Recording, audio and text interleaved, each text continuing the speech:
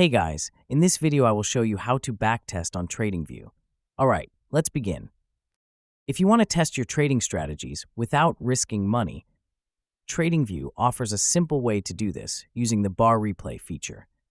Even on the free plan, you can use it to replay daily, weekly, or monthly charts. Intraday charts require a paid plan, but longer time frames still provide great opportunities to test strategies. To get started, open a chart and click on the bar replay icon in the toolbar. It looks like a play button. This will activate the replay tool. Next, choose a start date using the jump tool. This lets you go back in time and test your strategy under different market conditions, whether in a bull or bear market. Once your start point is set, you'll see three main controls: play, forward, and rewind.